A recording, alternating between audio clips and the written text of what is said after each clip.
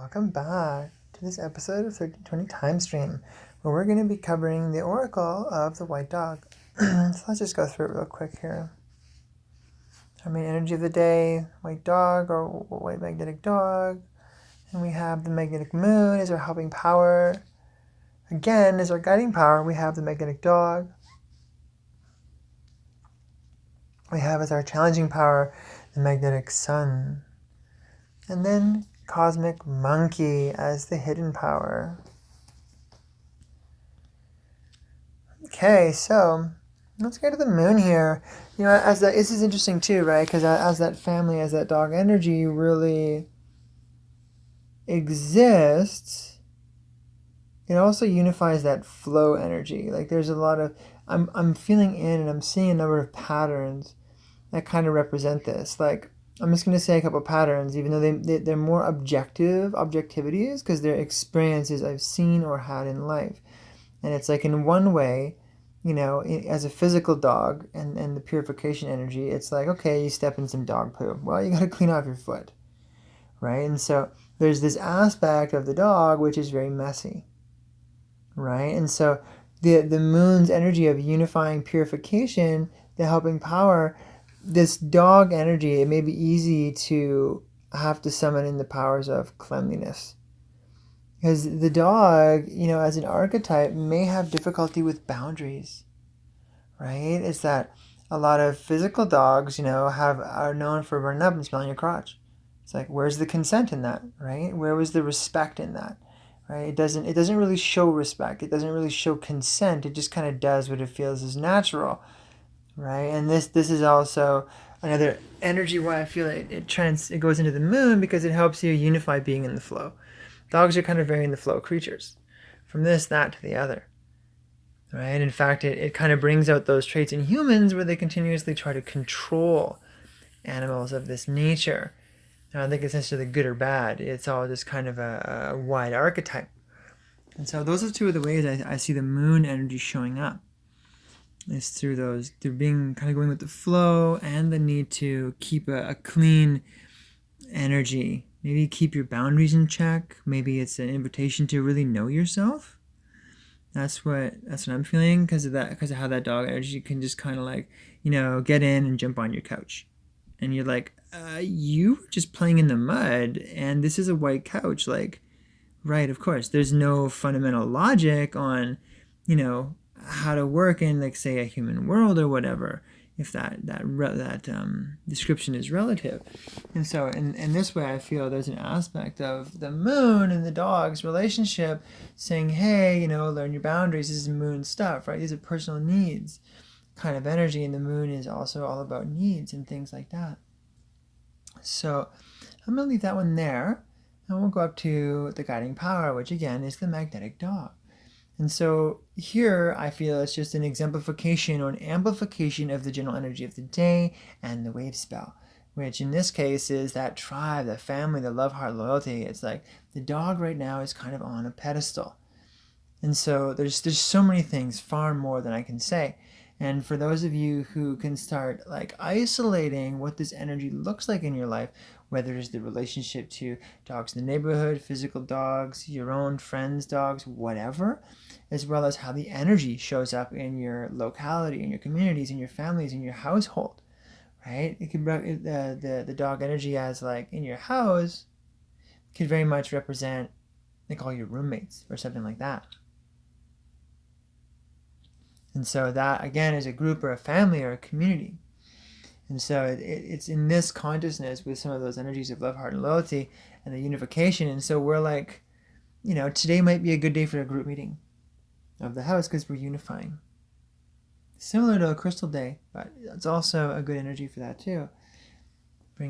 Also finding the heart's oneness, because the magnetic heart, or the unified heart kind of energies are also showing up in here. So we've covered the dog rather extensively, so I feel, the day sign, the dog, which is, in the center, is pretty much identical to the aspect of the dog that's in the guiding power. They're pretty much exactly the same. So I'm going to move on to the sun here. And magnetic sun. Now, I find this one is stupendously relevant. And it's kind of because of this. It's like the sun, in comparison to the dog, can be like, it's kind of like the difference between the eagle and the serpent, where the eagle is like the higher mind and the serpent is like the body.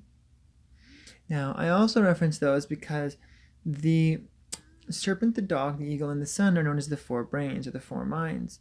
We have the reptilian brain complex, the mammalian, the planetary, and the galactic. And they're the different I ams. One is I am an individual, which is the serpent. The dog is, I am my community. And so that's like, I am the many. And then up one more is I am the, which is the eagle, I am the world. And the sun is I am the cosmos, or the galaxy.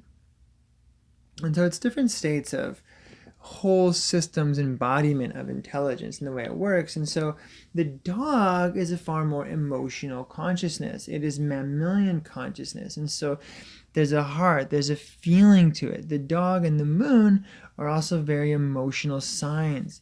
So I also find it appropriate that we have the sun and the moon on the left and the right side of the dog. And I feel why the moon also helps the dog is because there is an emotional quality that is with the dog, and there's an emotional quality that is with the moon. While the moon is more abstract, fundamental emotion as the aspect of universal water, we have the dog as an embodiment, the mammalian creature that embodies the ability to feel. And so, if we're coming into that first kind of physical embodiment, seal 10, I feel represents that first real fundamental embodiment. We have the four-legged mammal, right? And then what's the next one after that? Well, it's the monkey. We have it's kind of still a four-legged mammal, but it also walks upright. And then we have the humans. We have dog, monkey, and human. And we go to wizard, and then we go to, Skywalker, wizard, and eagle.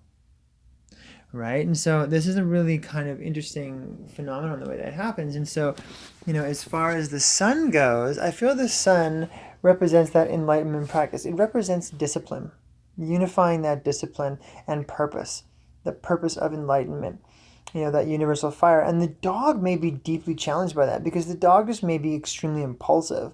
The dog may be dirty. The dog may be, doing what it wants. And that sun represents the rules that are imposed on that dog. Hey, no, don't do that. And the dog's reacting emotionally. It's like, well, but, I feel like doing that. Right? And so the sun's like, yeah, but it doesn't really matter how you feel because there's rules.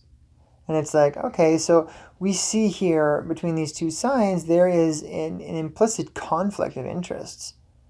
And, however those archetypes show up, whether it's the physical dog on the couch or holes in the front lawn, or whether it has to do with the relationships or how that love and heart energy shows up, or whether it has to do with like emotional accessibility or inaccessibility. Sun people sometimes can be a little less emotionally accessible, so that sun sign has the ability to be highly conscious, very aware, maybe endowed by meditations or yoga, really advanced knowledge, but tend not to be able to be emotionally accessible because it actually defeats the very knowledge they've gained, because it's a different form of intelligence. And I feel this can be, summed up through like those puppy dog eyes. There's something very real about the feeling nature that is housed in the body, that's housed in the emotions, and, has a bit of a trade-off with that sun energy, which is like, through my discipline, I have gained an exalted level of my own being.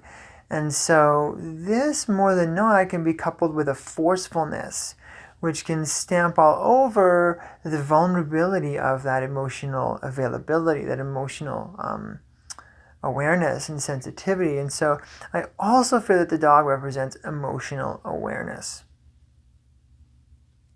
And so it's in also another point, it's being taught by the sun saying, hey, let's bridge the emotional awareness with the cosmic awareness. Let's bridge the energy of the sun, the energy of illumination, and allow the emotional awareness to exist while having like the heightened consciousness awareness as well. Let's unify them, instead of like find the conflict about being like, oh no, because it's very easy to get lost in one's emotions because the flow of that energy is so real. And so I find in response to that, being able to temper the flow of that emotional energy with practice, with discipline, creating other spaces for the energy to go. And the emotion, very much like the universal water, we have universal water, universal fire. The dog is an energy which helps us balance the primal yin and yang forces that are expressed by this 1320 system. And so that's another energy which is kind of really showing up, because it's like, okay, the dog itself has the capacity for that kind of like emotional fluidity and that discipline. So there's a free flow of energy and there's discipline simultaneously. In some way, that's a very advanced thing, because to live functionally within that contradiction, within that paradox, can be very like, difficult for people to comprehend. But the dog sits within that paradox and is defined by it. And so, yeah, creating a healthy relationship with those fundamental qualities. This brings us to the cosmic monkey. I endure in order to play. That's a really fun one, obviously, because it's the monkey. But this one's really different. I like to kind of play with the idea of the cosmic tone with the monkey, because it's like, this one is like the cosmic monkey. This one is like, like your monkey in a spacesuit. This one's the monkey that's even bigger than the monkey in a spacesuit. It's farther out there. It's cosmic. It's like the monkey sitting on like Alcyon, or like gonna go through the center of the Milky Way black hole singularity and chill out with the Hunab Ku and like drink some yerba mate. This is that monkey, right? And as well as, another thing that I think really comes up here as a fundamental energy of the day, and it showed by the kind of like the first couple of words, it's endurance and play. I endure in order to play. Maybe it's a long day at work. Maybe you got a lot of stuff to do and you really just want to play something, or whatever, that playful energy come out, that magic illusion energy come out. As you endure what you have to do, eventually you'll be able to get there. So in order to play, I endure in order to play. And so there's something, and there's also a level of transcendental playfulness. For me, what comes up is like role play, but role play in such a way that it actually teaches and learns us. It's not necessarily just for fun. It's like, let's take a look at, say, I don't know if anyone's ever watched like an episode of, what was it again, Star Trek, the holodeck. We can say that the holodeck, in fact, is a monkey energy. Why? Because it embraces the energy of illusion. And the holodeck, you could say, is a holographic illusion. But that illusion is utilized for the purposes of, pleasure, vacationing, and training as well, because you're putting yourself in very real scenarios. And so in that aspect, I feel the monkey's energy of illusion, which, goes into mythology, storytelling, and role play, could also be used to really exemplify a form of transcendental behavior or training, right? And if we take a look at the dog's energy, some of that training energy that's kind of in there, then that monkey illusion energy can be like, okay, we're creating a situation so as to, make a scenario come about so we can train what it's like to do this. It's kind of like training puppy before it gets to go outside and meet the people. These kind of things. I'm not sure how you see things, but, there's just an analogy. So, in respect to all that, I find the monkey's going to play a really big role today.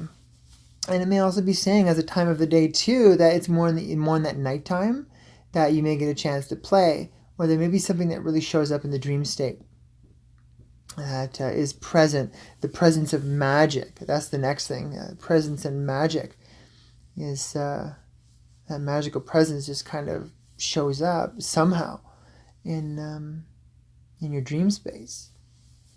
It's always tricky for me to describe that, because reaching into the abstract and coming out with information as the known. Yeah, so boom, there we go. There is our analog guide, antipode, and occult powers of the day, which is also your helping, guiding, challenging, and hidden powers, which are counterclockwise, east, northwest, and south. Well, that's it for our oracle. Stay tuned for the Mayan pyramid meditation